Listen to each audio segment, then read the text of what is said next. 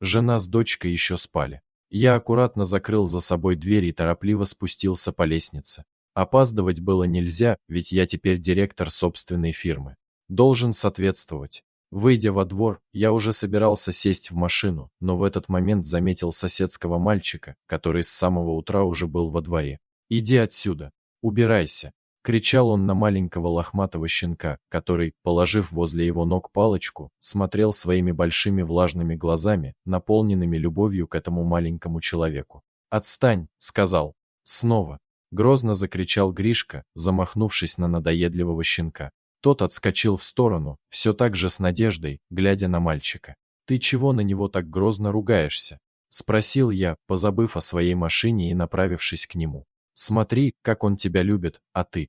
Я присел на лавочку рядом с Гришкой. «А чего он?» — надув губы, ответил мальчик. «Не нужен он мне, дворняжка несчастная. Мне родители на день рождения породистого купят, не то что этот». Щенок, как будто поняв, что человек им недоволен, заворчал и лег, вытянув лапы вперед и положив на них свою мордочку. «Породистого, говоришь?» Я горько ухмыльнулся, вспомнив себя в детстве. «Породистый — это хорошо.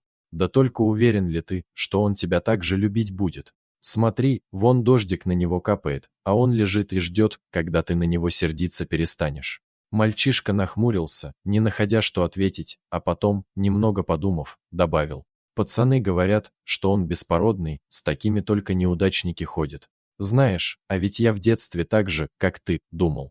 По расширенным от удивления глазам я понял, что мой ответ Гришку заинтересовал. Мы тогда в деревне жили. Знаешь, там много всякой живности. И вот однажды ко мне такой же щенок прибился. Выбрал меня хозяином, вот прям как он тебя сейчас. Кивком головы я указал на щенка, лежащего под мелким дождиком и послушно ожидающего своей участи. «И знаешь, что?» «Что?» — нетерпеливо спросил Гришка. «А я его предал». «Как?» Лицо мальчишки вытянулось от удивления. «А вот так. До сих пор себе этого простить не могу», — признался я мальчику. Как сейчас помню, мы с ним целыми днями напролет играли. И умный он такой был, все команды осваивал. Мальчишки мне даже завидовали одно время, но потом вот. «Ну что?» — подгонял меня Гришка своими вопросами, усевшись рядом на лавочку. А потом одному мальчишке из нашей компании породистого щенка купили.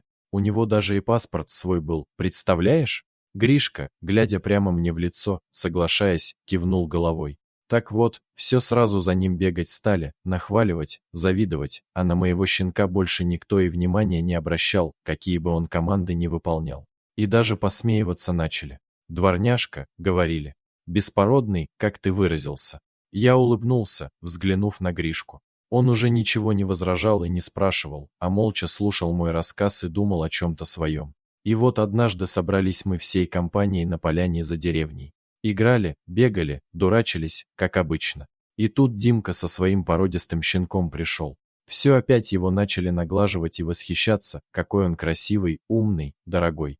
Обидно мне стало, что все внимание ему. Вот я и сказал пацанам, смотрите, а мой новые команды выучил. А те давай смеяться, говорить, что моя дворняжка может только тявкать и блох разводить. А тут еще Лешка взял засохшую коровью лепешку и вместо палочки кинул моему Рексу, а тот и рад. Подумал, что снова с ним поиграть захотели.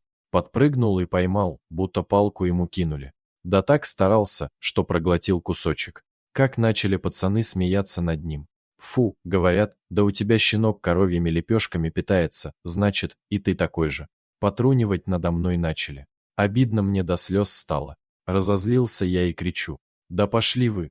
И домой зашагал, а Рекс мой за мной побежал, не поняв, что происходит. «И ты, — говорю, — иди отсюда, не нужен мне такой пес, дворняжка несчастная». И, развернувшись, чтобы отогнать его от себя, со всего маха пнул его.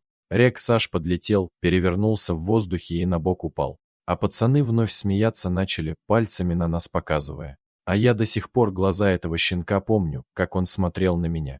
Клянусь, он плакал тогда, но не от боли, а от понимания, что он больше мне не нужен. Глаза его были грустные, большие и влажные. Вот, совсем как у твоего сейчас. Гришка посмотрел на меня, поджав губы. И что дальше было? А дальше всю ночь буря бушевала. Дождь лил, а ветер ветки ломал. А мой маленький Рекс неизвестно где находился в такую погоду. Я всю ночь тогда не спал, проклинал себя за то, что прогнал беспомощного щенка.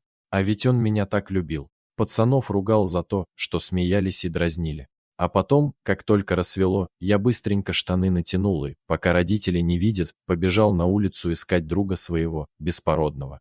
«И что, нашел?» — с надеждой спросил Гришка. «Нашел. Да только поздно уже было. Когда я пришел на нашу поляну, он так там и лежал, прямо в луже, и не дышал совсем». «Почему не дышал?» — всхлипывая спросил Гришка. «Он умер?» «Умер», — подтвердил я, взглянув на Гришку, не обращая внимания на его слезы. Я его гладил тогда, просил прощения. Гладил и рыдал над ним. Да только он мне уже ничего не ответил. Не лизнул меня в нос, как он это обычно делал, не вилял своим хвостиком и не заглядывал в глаза. «И знаешь, что?» «Что?» — вытирая слезы, переспросил Гришка. «Мне кажется, что он не от ветра или дождя умер, а от того, что я его предал». На этих словах я и сам почувствовал, как тяжелый комок подкатил к горлу. «Забавно», — подумал я. 40-летний мужик, глава фирмы, весь из себя такой важный, разрыдается сейчас на лавочке из-за детских воспоминаний. Выдавив из себя улыбку, я потрепал Гришку по волосам. «Так что, брат, не повторяй моих ошибок. Друзей ведь не из-за породы выбирают, а по зову сердца». Мальчишка соскочил с лавочки и, схватив щенка на руки, прижал к груди. «Я его никогда не предам», — решительно заявил он, все еще с мокрыми от слез глазами. «Он моим лучшим другом будет», — сообщил он и отправился в свой подъезд. А я улыбнулся. «Хороший пацан», — подумал я. Не зря я на него время потратил. Взглянул на часы. Уже почти 9. Опоздал. Хороший же я пример подаю своим сотрудникам. Но ничего, это того стоило. Ведь есть в нашей жизни вещи куда важнее карьеры и бизнеса. Дорогие зрители, если вам понравилось это видео, то ставьте лайк и подписывайтесь на наш канал. До свидания.